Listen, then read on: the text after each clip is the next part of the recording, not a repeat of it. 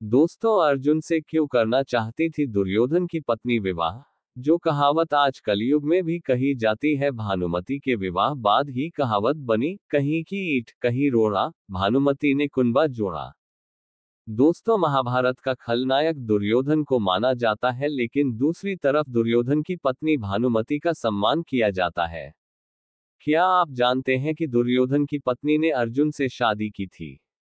अर्जुन से शादी के बाद भानुमति पर बनी कहावत आज कलयुग में भी कही जाती है। आइए जानते हैं दुर्योधन की पत्नी भानुमति और अर्जुन के विवाह की कथा को विस्तार से जानते हैं। दोस्तों, राधे राधे। दोस्तों, आप हमारे YouTube चैनल सनातन ज्ञान भूमि पर नए हैं तो चैनल को सब्सक्राइब अवश्य करें और लाइक करें और दोस्तों में शेयर करें। वीडियो को अंत तक जरूर सुनिएगा।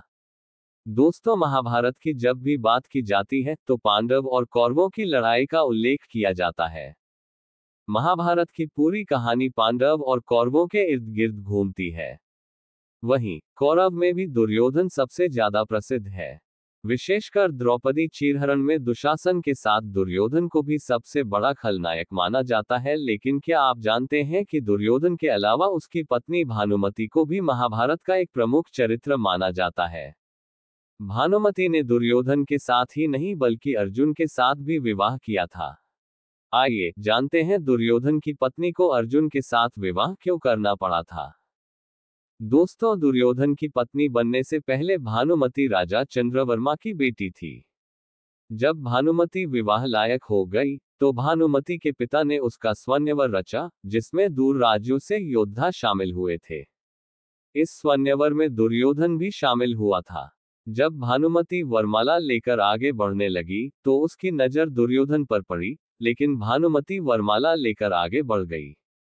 जब दुर्योधन ने देखा कि भानुमति आगे बढ़ चुकी है तो उसने भानुमति के हाथों से जबरदस्ती वरमाला लेकर अपने गले में डाल ली। इस कारण से कहा जाता है कि भानुमति से दुर्योधन ने उसकी मर्जी के बिना शादी की थी। भानुमति और दुर्योधन के दो बच्चे थे। उनके पुत्र का नाम लक्ष्मण और पुत्री का नाम लक्ष्मणा था। दोस्तों, दुर्योधन की पत्नी भानुमति केवल सुंदर या रूपवती ही नहीं थी बल्कि कुश्ती में भी निपुण थी। भानुमति कुश्ती के दांव पेंच में दुर्योधन तक को परास्त कर देती थी।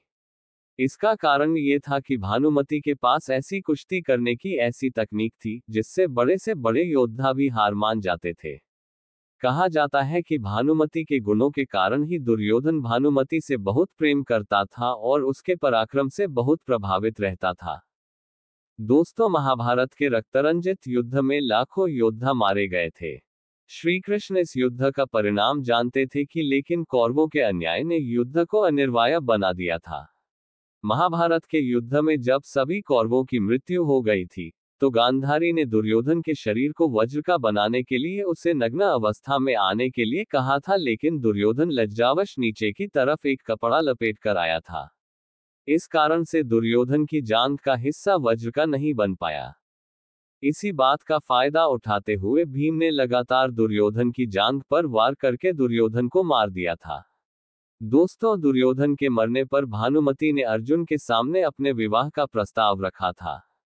दोस्तों, दुर्योधन की मृत्यु के बाद भानुमति के सामने उसके दो बच्चों की परवरिश की जिम्मेदारी थी। भानुमति को लगने लगा था कि समाज में दुर्योधन के बच्चों को हमेशा अपमान सहना पड़ेगा। जब श्री कृष्ण को भानुमति की इस दुविधा के बारे में पता चला तो उन्होंने भानुमति को अर्जुन से विवाह करने का मार्ग सुझाया।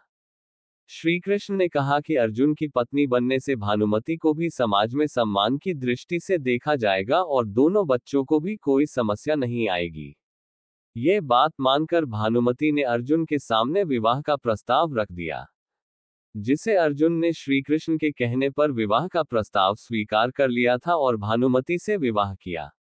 दोस्तों, दुर्योधन की पत्नी भानुमति का इतना सम्मान क्यों होता था? दोस्तों, भानुमति की पहचान केवल अर्जुन या दुर्योधन की पत्नी होने तक सीमित नहीं थी बल्कि भानुमति को उसके स्वभाव और व्यक्तित्व के लिए भी महान माना जाता है। सबसे पहली बात तो ये कही जाती है कि भानुमति ने खुद दुर्योधन को नहीं चुना था बल्कि दुर्योधन ने जबरदस्ती भानुमति से विवाह किया, इसलिए उसके चुनाव पर सवाल नहीं उठाया जा सकता। दूसरी बात यह है कि भानुमति को दूरदर्शी महिला माना जाता है। जिसने कौरवों और पांडव वंश के बीच युद्ध की संभावना को हमेशा के लिए खत्म कर दिया था, क्योंकि अर्जुन से विवाह करने के बाद कौरवों का नाम भी पांडव से जुड़ गया था। दोस्तों, ये जानकारी आपको अच्छी लगी हो तो कृपया वीडियो को लाइक करें, चैनल को सब्सक्राइब करें और कमेंट में जय श्री राम अवश्य लिखें। दोस्तों, धन्यवाद।